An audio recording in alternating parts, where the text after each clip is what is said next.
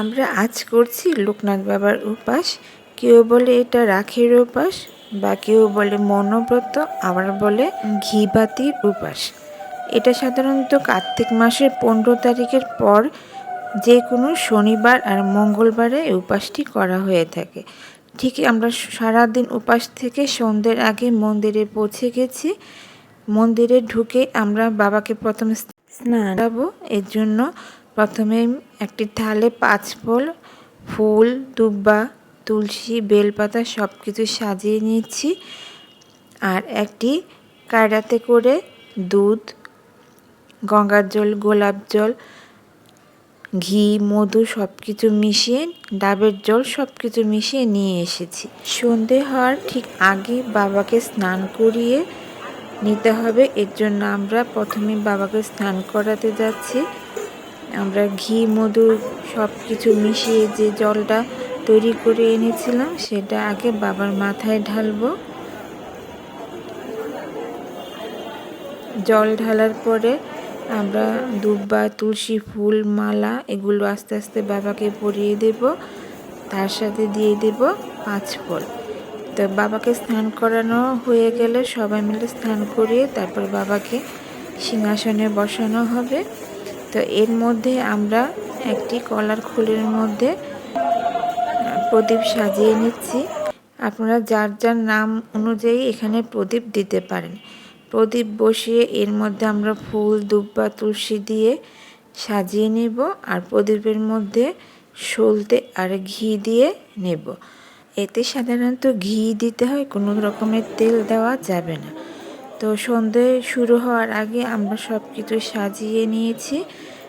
আর বাতিগুলো অবশ্যই ঘি দিয়ে ভর্তি করে দিতে হবে, কারণ এটা বারবার ঘি অ্যাড করা যাবে না এবং পুজোর সময় পর্যন্ত এটা জ্বললে ভালো।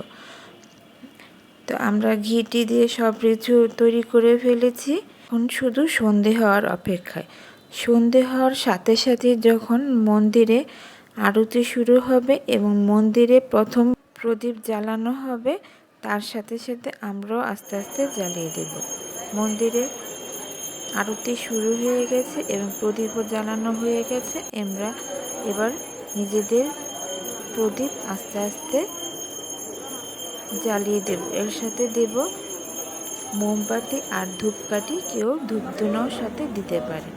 তবে এই সময় প্রদীপ যতক্ষণ জ্বলবে আমরা ঠাকুরের নাম কীর্তন করতে পারি, কিন্তু অবশ্যই কোনো কথা বলা যাবে না, কারণ এটা মৌনব্রত। কথা না বলে এখানে মনে মনে ঠাকুরের নাম কীর্তন করতে হয়।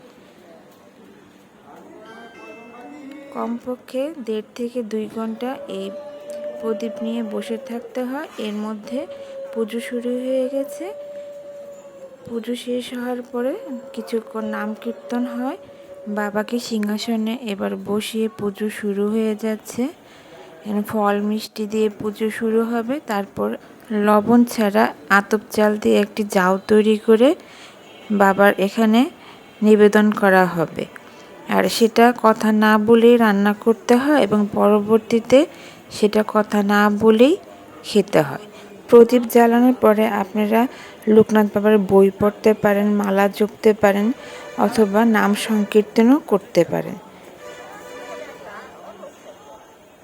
নাম সংকীর্তন শেষ হওয়ার পর আমরা এটা জলে ভাসিয়ে দিলাম। তারপর মন্দির থেকে বিভিন্ন ফল, মলন্তি আর জাউবাতের আয়োজন ছিল। সেটা কথা না বলে কলা পাতায় নারকেল, চিনি আর কলা দিয়ে খেতে হয়। এই পর্যন্তই, টাটা।